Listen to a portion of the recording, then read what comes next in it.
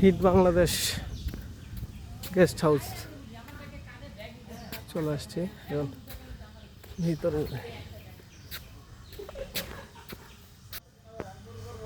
কারণ হিট বাংলাদেশের গেস্ট হাউসে চলে আসছি, এখন ভিতরে যাই দেখি গেস্ট হাউসটা কীরকম।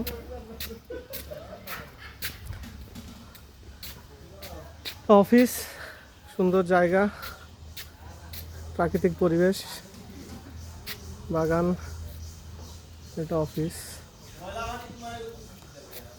এদিকে আমাদের রুম এখনো ক্লিন হয়নি, ওই জন্য রুম রেডি করতেছে। এখানে একটু রেস্ট করার জন্য সবাইকে জায়গা দিচ্ছে। এখানে না না এই যে সবাই রেস্ট করতেছে, সবাই রেস্ট করতেছে।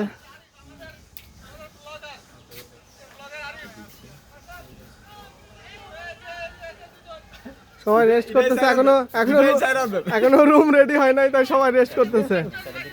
আমাদের রাকিব চেক ইন করতেছে।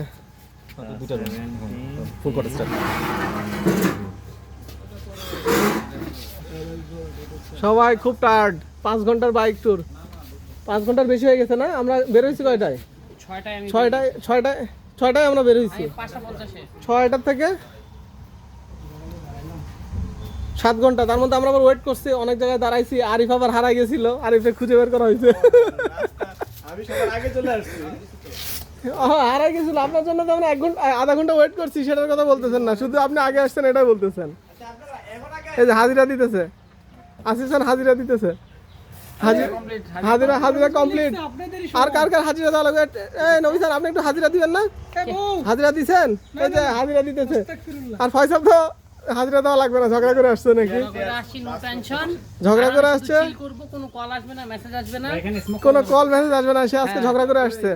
আর আরিফ খান কই? বাপের বাড়িতে রাখে আসছেন, ওই জন্য কোনো টেনশন নাই। হ্যাঁ, ও বৃষ্টি হবে মনে হচ্ছে। বৃষ্টি হলে জায়গাটা কিন্তু অনেক মজা লাগবে। বারবিকিউ তো একটা করা দরকার। সুন্দর একটা ভিউ, অনেক সুন্দর একটা জায়গা, প্রাকৃতিক পরিবেশ, অসাধারণ একটা প্লেস।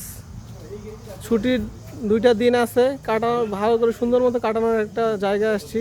আশা করা যায় 2টা দিন ভালোই কাটবে।